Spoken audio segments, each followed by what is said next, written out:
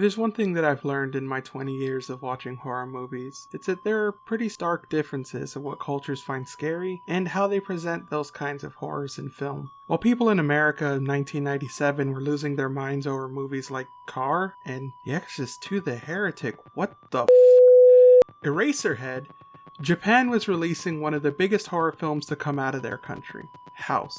Both are very disturbing and interesting movies with visuals that were very off-putting for their time, but about two very different subject matters, which is what makes it kind of hard to really compare the two different styles. Now, I could be lazy and compare Americanized remakes like The Ring or The Grudge, but that's not what I'm looking for. I want to see how America reimagines Japanese horror. I need a movie that have the exact same premise, working with the same world, and came out at almost exactly the same time. I don't really know if a movie like that... Oh, I got it. Paranormal Activity is one of the most divisive horror movies to come out in the post-2000s. Either praised for its tension-building, unique pacing at the time by people who don't need jump scares every 6 minutes, or lamented for its lack of actual activity and ultimately unsatisfying payoff in the final minutes by people who thought The Truth or Dare was a good movie. No matter your feelings on the movie, there's no arguing that it made mountains of money, grossing almost $200 million on a $16,000 budget, which of course means that it would have as many sequels as Blumhouse could possibly make, but we're going to focus on the first one. In America, it was simply called Paranormal Activity 2, but in Japan, they had a different movie. Their own creation, focused on their own original characters, but still following the events of the original movie,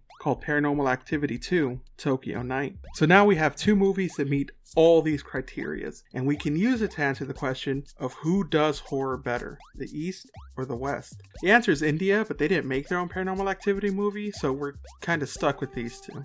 We'll start with a quick rundown of the films, and because I saw it first, we're going to start with Paranormal Activity 2. We meet Allie, Christy, and Daniel, along with their housekeeper Martine, as they welcome their newborn, Hunter, into their home. They have a pool party to celebrate, where we meet Allie's boyfriend, who will go on to add nothing to the movie, and Katie, from the first Paranormal Activity. So, I guess that technically makes this a prequel. Their house is broken into, which is what motivates them to install a new security system. As we see in the first night of recording, we begin the riveting subplot of a pool cleaner, and a dog that whines, but nothing else really happens, though the next morning we see that Martine clearly feels the presence of evil. This leads to a weird little segment where the family argues over who took a huge dump in the toilet and didn't flush, and then immediately jump cuts to the dad and the mom in a tub about to bang for no reason. After a night of nothing happening on the recording, we see Katie visiting the house with Micah, who we're told will die in 60 days. After more nothing happens, we go to a recording where the pool cleaner once again escapes the pool to tap on the baby's window, upsetting the dog. This sets us up for more filler about pictures and dancing, and before someone comments on it, I know that the picture is kind of important for the overarching plot of the series, but the dancing is not, and it's really purposely placed to make you think that none of it matters. After the family goes out, a loud crash spooks Martine, who attempts to purify the house while holding the baby. Daniel comes home, finds her purifying the house, and is so upset that he fires her the following morning. And then, less than a few hours later, jokes about firing her to his daughter like an asshole. People named Daniel are assholes. That night, a bird flies into the baby's window, which Daniel throws away the next morning, before we go to another recording of a pan falling down in the kitchen, which distracts Christy, who just stands there staring at nothing for a solid 20 seconds before the pan falls down again, making her mad and she storms back to bed. This is all irrelevant though, because that morning we find the true plot point: the pool cleaner has escaped again.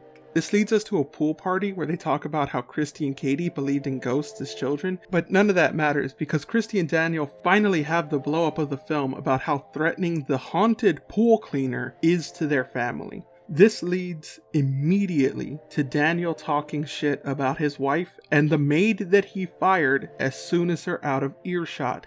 Daniel is an asshole. After another recording of the dog scaring off the pool cleaner for breaking into the baby's window again, Daniel decides to antagonize this true emblem of evil by using it to play a prank on his wife about her completely accurate fears about the pool cleaner. In order to make up for his dickishness, he offers to take her out. They go out that night, leaving Allie alone with Hunter, until her boyfriend visits and the two of them use a Ouija board because if their house wasn't haunted before, it definitely is now. The daughter gets immediately played and locked out of the house, while Hunter stars in the most boring remake of Baby's Day Out ever. Gets out of his crib, walks around the house, eventually visiting the basement for 6 minutes in hell, and then going back to bed. When Allie's parents get home and let her back in the house, they think that she's dumb for getting herself locked out and refuse to believe that it was the pool cleaner that played her. And she's mad at them for thinking that she's dumb and getting played by a pool cleaner. This leads her to look up demons the next morning because she thinks ghosts are lazy and can't focus on haunting someone for a long period of time.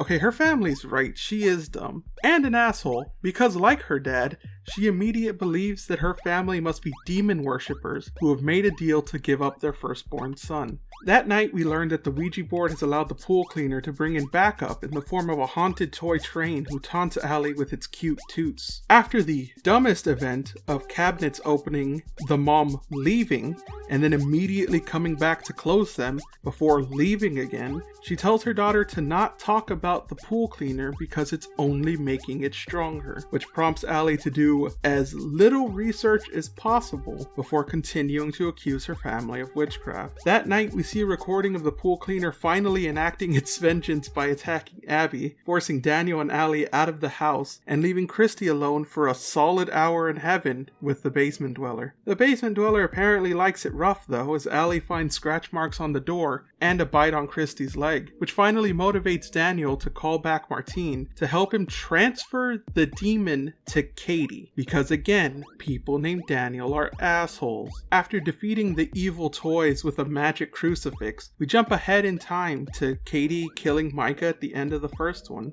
walking across town over the next day, and then that night killing Daniel and Christy before taking the baby, meaning that the whole process was completely meaningless. And that's how that movie ends. Across the sea, in Tokyo night, meanwhile, we meet Koichi, who has purchased a new camera moments before his sister returns from a trip to America that was cut short by a car accident that broke both her legs. Koichi is left to look after her while their dad takes a business trip to Singapore. After Haruka makes an offhand comment about her wheelchair moving despite the wheels being locked at night, Koichi places salt by her door to protect her from evil spirits, and the next morning reveals that he secretly filmed it during the night and they watch as it's destroyed. After convincing his sister that there may actually be a ghost in her room, she agrees to having a camera set up to watch her sleep. Nothing happens that night, much to Koichi's chagrin, but he convinces her to keep the camera for one more night. The next morning, they watch the video, and despite Koichi saying that he hears something supernatural, Haruka demands that he stops recording. This leads to a fight about more than just the recording, but it's promptly cut off when a drinking glass explodes at the table. This leads them to agree that continuing to record at night would be a good idea, which immediately proves true when we see the door to Haruka's room open, but nothing else really happened. The next day, some friends visit for a bit, and one of the girls mentions that she's always been able to sense spirits. When Koichi asks her to feel Haruka's room, she starts screaming and foaming at the mouth, forcing them both to leave the house and Koichi to call a priest. After a weird interstitial scene, the next night begins with loud noises and music coming from the living room, drawing Koichi there to find nothing happening. But when he returns to his room, he finds that his face has been shattered in all the pictures.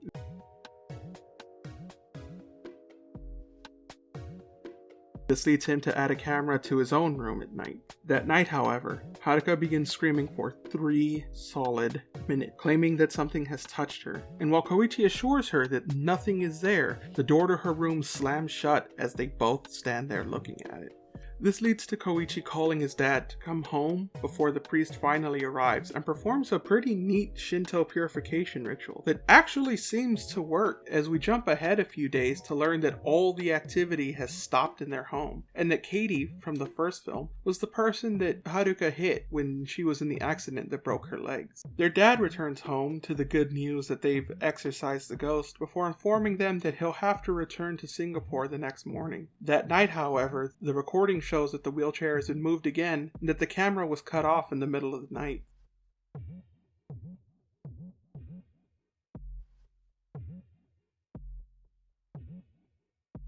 Koichi is told that his dad left in the morning as he reviews the footage of the night and immediately calls the priest to seek more help before being told that the priest died of a heart attack immediately after visiting their home. That night, the spirit grabs Haruka by her hair and attempts to drag her under the bed while Koichi is locked in his room. He does eventually force the door open and help her by revealing that there's nothing under the bed. As Haruka tries to reach their dad the next morning, Koichi tells her that they need to pack up their stuff and leave as soon as possible. This turns out to not be a viable option, as Haruka reveals that the person she hit, Katie, was actually possessed by a demon, and she fears that when they killed Katie with the car, the demon has moved on to her. She asks that Koichi leave her if she begins acting odd, but he never answers. A little later, Haruka's screams alert Koichi, but he can't find her in the house. He ends up following her outside where she's sitting in her wheelchair in the patio, screaming that the monster is behind him. After seeing nothing, Haruka has passed out and there's a very clear bite mark on her arm.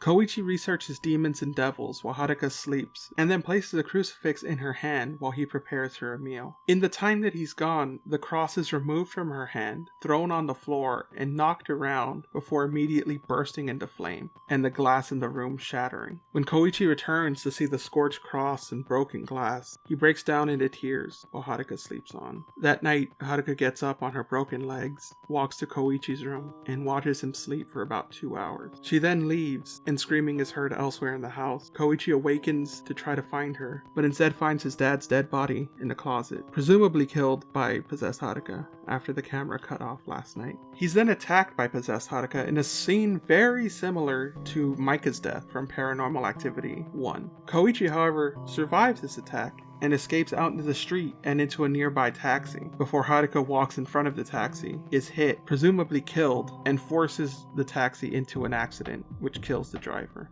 We jump ahead a little bit to Koichi visiting a morgue to pay respects to his sister before revealing her body and finding that the driver is the one on the slab. He's then attacked by an invisible force and dragged off screen while possessed Haruka stands where he had been. She then moves closer to the camera, smiles, and the movie ends.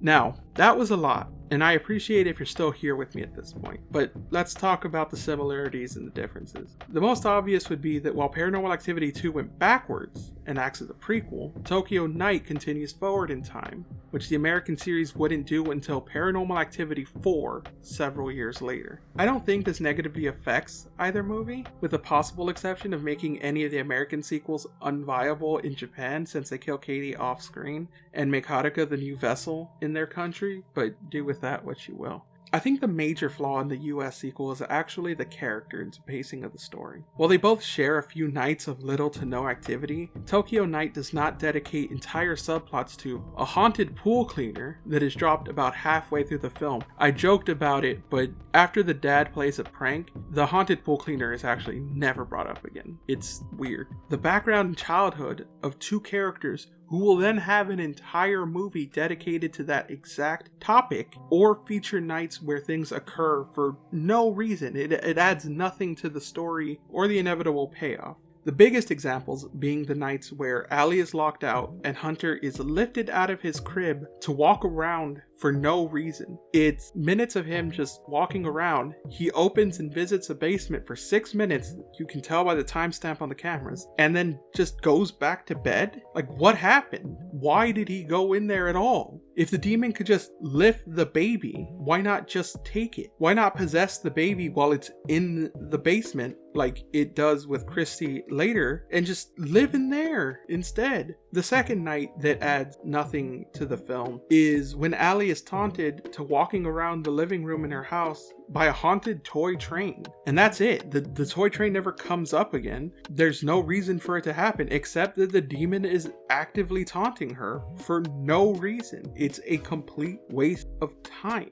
And then at the end, in the final 5 minutes of the movie, it ham-fists this entire premise of, well, you can just transfer the demon from one child to the other with no adverse effects at all. Christy Koichi won't even remember that you all were haunted. And they do that, and then Katie just walks across town, kills them all, and then takes the baby anyway. Meaning that this entire ham-fisted thing that had to be added so that the first film makes sense was completely meaningless and a waste of time. It also helps that instead of following 6 different rooms, Tokyo Night mostly just focused on the 2 bedrooms that it shows side by side instead of in a rotating camera set like Paranormal Activity 2 does. I won't pretend that Tokyo Night is a perfect film. The introduction of the 2 friends who react to the possession and then never appear or are brought up again is a little weird, and the sister screams far too long in far too shrill a voice for me to deal with. Like, if you've ever clicked on the Japanese tab of specific websites, you know exactly what I'm talking about. I will say, however, that I find the characters in Tokyo Night far more interesting and empathetic than the ones in Paranormal Activity 2. In Paranormal Activity 2, the family spends 90% of the movie debating whether or not something is even wrong. The dad mocks and ignores anyone's evidence or suggestion that anything could be wrong in the house until the last 10 minutes, when he becomes such a believer that he is willing to sacrifice his sister-in-law in the same night as he is convinced that this thing is real. That is how hard he believes at the end of this. Allie, on the other hand, was immediately willing to believe that her family are demonists and witches with almost no proof except that the internet told her that ghosts are lazy. Like that's it. That's her argument, that the internet told her that ghosts can't focus on a haunting, and if it's continuous for any period of time apparently, then you probably have a demon. The only time that you see this family getting along is when they all believe that nothing is wrong. The second anything bad starts to happen, they immediately turn on each other. Koichi and Haruka, though, they get their argument out of the way on the 3rd day. Haruka believes that Koichi is pushing this whole haunted thing and this whole camera thing as a way to get away from the studies for a test that he has coming up and he's supposed to be focusing on. But once the glass explodes at the table, they both pretty quickly accept that they are definitely haunted and instead work together to try to resolve the problem. While the movies are both about an hour and 20 minutes long, I genuinely think that Tokyo Night feels like it moves on a much faster pace, since there's no time wasted on backstory or subplots or fighting. While I wanted to give Paranormal Activity 2 the edge to placate my Dark Lord, the pool cleaner, and also because it has a dog in it, I have to say that if I was going to recommend one of them and you refuse to watch the other, no matter what, I would have to recommend to you Tokyo Night. I know that the sample size isn't really enough to give a definitive answer about who does horror better, the East or the West, but I'm going to try to find more films that I can compare like this. If you made it this far, then I have to congratulate you on your patience and your interest in very niche horror films. You, my friend, are a genius, a gentleman, and a scholar. Have a good night. We got